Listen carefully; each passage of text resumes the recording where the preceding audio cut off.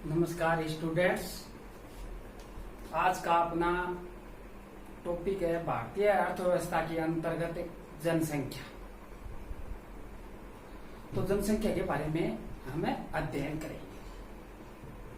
किसी भी देश का आर्थिक विकास मुख्यतः दो बातों पर निर्भर करता है, प्राकृतिक संसाधन एवं मानवीय संसाधन। कितनी बातों पर निर्भर करता है? दो बातों पर निर्भर करता है, प्राकृतिक संसाधन एवं मानवीय संसाधन। वास्तव में आर्थिक विकास में सबसे महत्वपूर्ण योगदान जनसंख्या का है। तो मानवीय संसाधनों में सबसे महत्वपूर्ण योगदान किसका है? जनसंख्या का। भारतीय जनगणना देश की जनसंख्या से संबंधित विभिन्न जानकारियां उपलब्ध करवाती है। हमारे देश की जो जनगणना होती है वो देश की विभिन्न जानकारियां उपलब्ध कराती है। भारत में जनसंख्या का आकार एवं वृद्धि बेहद भयावह है, यानी साइज और ग्रोथ बहुत भयानक स्थिति में है। इसे जनसंख्या विस्फोट का नाम दिया जाता है। इस जनसंख्या विस्फोट ने देश की समस्त विकास योजनाओं को प्रभावित किया है। तो भारत की जनगणना, भारत की प्रथम जनगणना 1872 ईस्वी में लॉर्ड मेयो के कार्यकाल में हुई थी। प्रथम जनगणना 1872 ईस्वी लॉर्ड मेयो के शासनकाल में हुई थी प्रथम जनगणना। प्रथम विधिवत जनगणना 1881 ईस्वी में लॉर्ड रिपन के शासनकाल में। विधिवत, प्रथम विधिवत 1881 ईस्वी में लॉर्ड रिपन के शासनकाल में। 2011 की जनगणना इससे पहले कब हुई थी? जो अब चल रही है 2021 में होने वाली जनगणना है, लेकिन किन्हीं कारणों से इस बार 2021 की जनगणना को एक साल के लिए अभी नहीं की जाएगी, क्योंकि कोरोना काल चल रहा है और इस काल में एक साल के लिए फिलहाल स्थगित की गई है। 2022 में करने का सरकार का विचार है। तो 2011 की जनगणना से संबंधित हमें आंकड़े देखेंगे। तो 2011 की जनगणना देश की 15वीं जनगणना थी। 2011 की जनसंख्या देश की 15वीं जनगणना थी और आजादी के बाद यानी स्वतंत्रता के बाद 7वीं। स्वतंत्रता के बाद की कौन सी जनगणना थी? 7वीं। कौन सी? 2011 की जनगणना। जनगणना कितने वर्षों के अंतराल बाद होती है? 10 वर्षों के अंतराल में होती है। अब भारत की जनसंख्या तथा उसकी वृद्धि दर किस प्रकार रही? तो आज मैं आपको 1901 से लगाकर 2011 तक जनसंख्या से संबंधित विभिन्न आंकड़ों के बारे में जानकारी उपलब्ध करवाऊंगा। तो 1901 में भारत की जनसंख्या, ये सन है और ये जनसंख्या है। कितनी थी जनसंख्या? तो 1901 और 1901 में भारत की जनसंख्या 23 करोड़ 84 लाख थी। ये करोड़ में जनसंख्या 23 करोड़ 84 लाख थी। और 1900 उसके बाद हुई 1911 में जनगणना, और वो थी 25 करोड़ 21 लाख। कितनी थी? 25 करोड़ 21 लाख। ये आंकड़े में दर्शा रहा हूं। और 1921 में 25 करोड़ 13 लाख जनसंख्या हुई। ये इंपॉर्टेंट इसलिए कि इस दौरान भारत की जनसंख्या घटी। क्या हुई? कम हुई, जनसंख्या घटी। देखो ये 21 करोड़ है और ये 13 लाख 25 के बाद। और इसको कितनी जनसंख्या घटी? 7,72,000 और 177। इतनी जनसंख्या कम हो गई। और कितने प्रतिशत कम हुई? तो इसको प्रतिशत के रूप में पूछे तो 3.1% ये कम हुई भारत की जनसंख्या इतनी। इसको कहा जाता है महाविभाजक काल। महाविभाजक काल,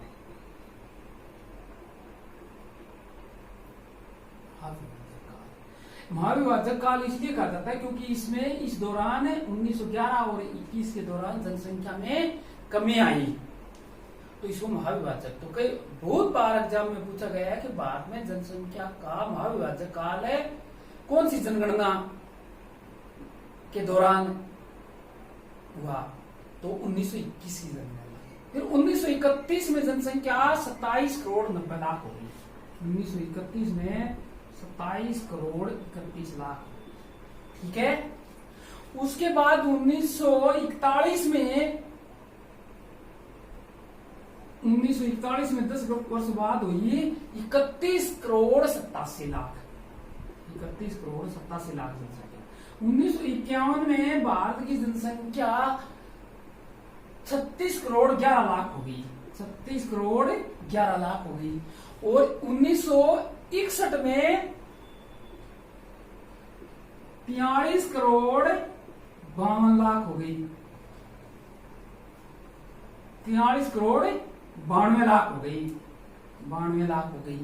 और 1961 में 1971 में 54 करोड़ 82 लाख हो गई। 1971 में 10 करोड़ बाद होती है जनसंख्या, 54 करोड़ 82 लाख हो गई। और 1981 में 68 करोड़ 38 लाख हो गई, 68 करोड़ 38 लाख हो गई। और 1991 में भारत की जनसंख्या 84 करोड़ 34 लाख हो गई। और 2001 में भारत की जनसंख्या 1 अरब 2 करोड़ और 87 लाख, 87 लाख हो गई। 1 अरब 2 करोड़ और 87 लाख हो गई, 1 अरब 2 करोड़ और 87 लाख के लगभग हो गई। और 2011 में भारत की जनसंख्या 1 अरब 21 करोड़ और 2 लाख, ये अरब में आंकड़े हैं, हो गई इतनी जनसंख्या। ये महाविभाजक काल है, मैंने बता दिया। अब उसके बाद अगर हमें कोई क्वेश्चन करता है, हमसे पूछता है कि जनसंख्या वृद्धि दर दशकीय क्या रही, दशकीय वृद्धि दर 10 साल की वृद्धि दर क्या रही, इस बारे में हमें पूछ लेते, कई बार एग्जाम में पूछा गया है। तो सर्वाधिक वृद्धि भारत की 1961 से लगाकर 1971 की जो जनगणना हुई, इसमें कितनी जनसंख्या बढ़ी, 24.8008% भारत की जनसंख्या दशकीय वृद्धि रही, सर्वाधिक वृद्धि है 1901 के बाद की। और अगर हमें पूछे कि 2001 में कितनी जनसंख्या वृद्धि दर थी, तो ये 21.54% है। और 2011 में कितनी थी, 17.70%। ये बात की जनसंख्या वृद्धि दशकीय वृद्धि दर है। अब वार्षिक वृद्धि दर, वार्षिक वृद्धि दर, वार्षिक वृद्धि दर है, ये तो नेगेटिव है 1921 वाली, -0.31, ये तो इतनी रही, ठीक है। और ये रही 1.97% है, और ये रही 1.64%। अब जनसंख्या के हम विभिन्न आंकड़े देख सकते हैं। अब इस दौरान यहां से यहां तक 18 करोड़ और 23 लाख लोग बढ़े, ये करोड़ इतनी, यहां से यहां तक जनसंख्या। और यहां से यहां तक जनसंख्या में कितनी वृद्धि हुई, 18 करोड़ 14 लाख लोग जुड़े भारतीय जनसंख्या में। 2001 से लगाकर 2011 तक है 18 करोड़ 14 लाख लोग जुड़े। तो ये तो मोटे मोटे तौर पर है। अब भारत की कुल जनसंख्या, ये मैंने बताया आपको,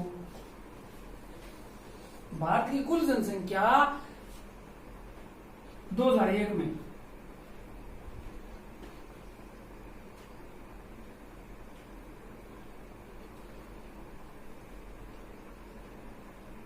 यह दो कर दिया, ठीक है, लगभग इतनी जनसंख्या थी, 1 अरब 21 करोड़ या 2 लाख, 2 लाख थी, इतनी जनसंख्या थी भारत की, जिसमें पुरुष जनसंख्या 62 करोड़ और 32 लाख, 62 करोड़ 32 लाख, यानी कुल का 51.47% जनसंख्या थी। महिला कितनी थी? 58 करोड़ और 75 लाख, ये जनसंख्या थी। और कुल का 48.53% भारत, ये जनसंख्या पुरुष हो रहे महिला का, ये आंकड़े। अब इन जनसंख्या में हमें विभिन्न प्रकार के आंकड़े देखेंगे। पहले देखेंगे दशकीय वृद्धि दर। दशकीय वृद्धि दर मैंने पहले बता दिया आपको। दशकीय वृद्धि दर कितनी रही? दशकीय वृद्धि दर किसे कहते हैं? यह 10 वर्षों की कालावधि में, यानी 2001 और 2011 के बीच ही देखो, तो 2000 इनके और इनके बीच में कितनी जनसंख्या बढ़ी? 18 करोड़ 14 लाख, दशकीय वृद्धि दर। तो ये जनसंख्या बढ़ी। और पूर्व में कितनी थी? 1 अरब 2 करोड़ 87 लाख, ये जनसंख्या थी। तो 18.14% करोड़ और 1.0287 गुणा 100, ये दशकीय वृद्धि इस प्रकार है, हम निकाल सकते हैं। दोनों का अंतर है, इसका और इसका अंतर, और पूर्व में जो जनसंख्या थी वो गुणा 100% निकालें, दशकीय वृद्धि दर इस प्रकार। और अगर हमें पूछे कोई कि दशकीय वृद्धि दर में सर्वाधिक वृद्धि किसकी रही, केंद्र राज्य और केंद्र शासित प्रदेशों, तो रैंक के हिसाब से पहला नंबर है दादर नगर और हवेली का है, जिसकी जनसंख्या वृद्धि दर दशकीय 55.9% रही। कितनी रही दादर नगर और हवेली की? 55.9%। और हमारा राष्ट्रीय औसत कितना है? ये 17.7%, ये हमारा राष्ट्रीय औसत और सर्वाधिक इसकी रही। उसके बाद दमन व दीव का आता है 53.8% का, पांडिचेरी का उसके बाद 28.1% है। ये मैं सर्वाधिक जनसंख्या वृद्धि दशकीय वृद्धि वाले राज्यों का नाम या केंद्र शासित प्रदेशों का नाम आपको बता रहा हूं और जनसंख्या वृद्धि बता रहा हूं। तो मेघालय की 27.9% रही, और उसके बाद अरुणाचल प्रदेश की लगभग 26%। ये तो सर्वाधिक जनसंख्या दशकीय वृद्धि वाले राज्य हैं। दादर नगर और हवेली, दमन एवं दीव दूसरे नंबर पर, तीसरे पर पांडिचेरी, चौथे पर मेघालय, पांचवें पर अरुणाचल प्रदेश। अब इसके बाद है न्यूनतम वृद्धि दर किसकी रही? न्यूनतम वृद्धि दर पहले नंबर पर नागालैंड की रही, तो सबसे कम वृद्धि दर रही। कितनी रही? 1% से भी कम रही। उसके बाद केरल 4.9, केरल की 4.9 रही, और उसके बाद है लक्षद्वीप जो 6.3% रही, 6.3%। ये भारतीय जनसंख्या से संबंधित है 2000 की जनगणना के विभिन्न आंकड़े। ये 10 की वृद्धि दर हो गई। उसके बाद आता है दूसरे नंबर पर जो हमें पढ़ना होता है जनसंख्या घनत्व है, जनसंख्या घनत्व है।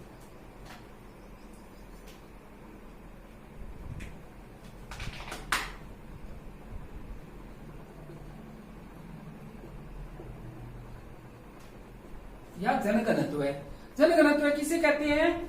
सामान्यतः जनघनत्व है किसी क्षेत्र विशेष में जनसंख्या के दबाव का परिचायक है। किसी क्षेत्र विशेष में रहने वाली जनसंख्या क्या है? उस क्षेत्र पर दबाव है। जनसंख्या के घनत्व से अभिप्राय किसी देश या क्षेत्र विशेष में प्रति वर्ग किलोमीटर, प्रति वर्ग किलोमीटर, एक प्रति वर्ग किलोमीटर में निवास करने वाले व्यक्तियों की संख्या से, यानी एक वर्ग किलोमीटर क्षेत्र में कितने लोग निवास करते हैं। तो जनसंख्या घनत्व निकालने कैसे निकालते हैं?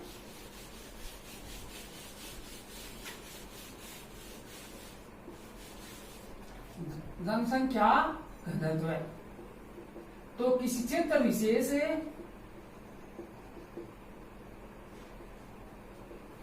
या देश में क्षेत्र विशेष या देश की कुल जनसंख्या कितनी है, कुल देश की कुल जनसंख्या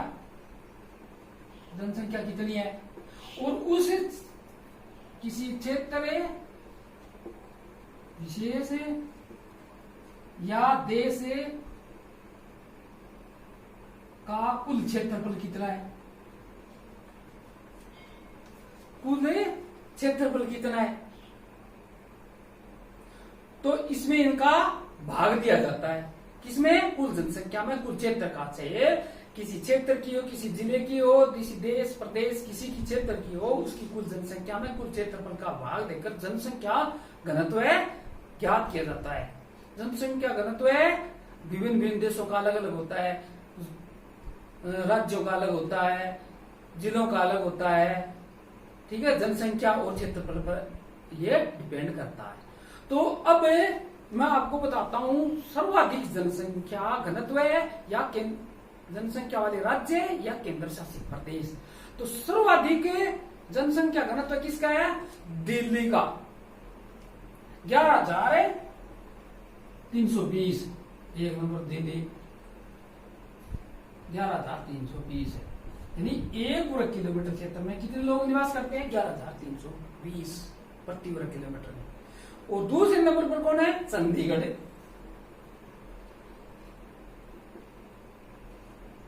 इसका है 9,258 है, ये इसका, ये बड़े। और इसके बाद है पंडिचेरी का, इसका है 2,547। ये बड़े राज्य या केंद्र देश है जिसका जनसंख्या घनत्व है एक वर्ग किलोमीटर क्षेत्र में रहने वाली ये जनसंख्या है। और अगर कम का पूछे तो कम का भारत में सबसे कम है अरुणाचल प्रदेश, ये कम है और ये अधिक वाले हैं। कम का कौन है? अरुणाचल प्रदेश। अरुणाचल प्रदेश इसका है एक वर्ग किलोमीटर क्षेत्र में 17 लोग निवास करते हैं। उसके बाद अंडमान निकोबार द्वीप समूह का, जिसका 46 मान लो 46 है। और मिजोरम का भी कितना है? 32।